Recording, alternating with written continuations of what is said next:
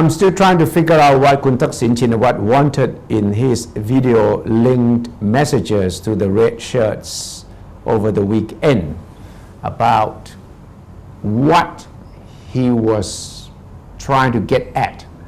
Some people say that he had made a U-turn. Some people said he had betrayed the red shirts.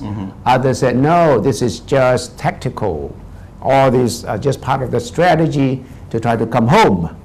Right, not just you, a lot of people have been trying to listen to the tape over and over again. Yes. And, different people may have different kind of interpretation. What is your interpretation? Well, it's a big U-turn, biggest Thaksin U-turn I have ever seen. Really? Right.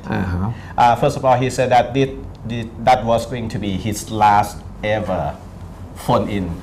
This kind of phone-in. From outside the country? From outside the country, and it will be his last to this kind of big gathering of the red shirt. Wasn't he bluffing, you think? No. Or was it just a hope? He was in fact begging for the red shirt just to maybe to let him go.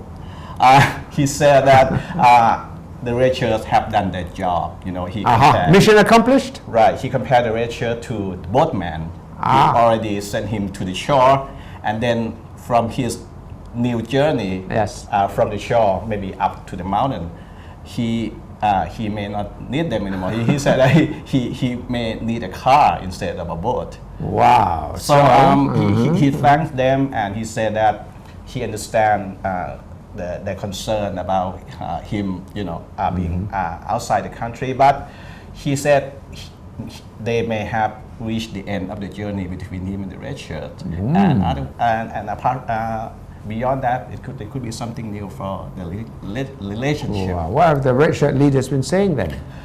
We are talking to a lot of people today. Yeah. You can read it on The Nation tomorrow, but I can guarantee you a lot of red shirt leaders are not happy, and some are still like us trying to interpret what he really meant. But didn't Thaksin also said that he understood that some red shirt people would not be happy with what he was saying? Right. So he realized that his message was not going to go down too well with the red shirt leaders. Right. His main theme was that reconciliation and the red shirt and himself,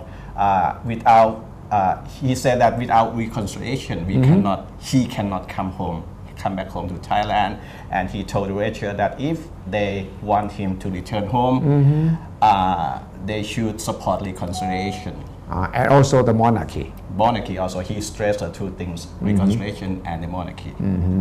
And it also coincides with the return of members of the 111. Right. That is another part of a possible controversy, that how does he manage this re-entry of the 111 at the same time the red shirts sort of abandoning the red shirts in a sense, and then trying to cling to the 111.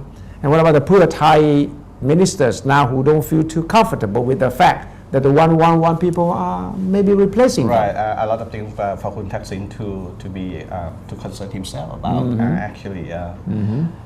He's juggling the ball in the air, huh? Yes. So you think he's capable of doing the tricks?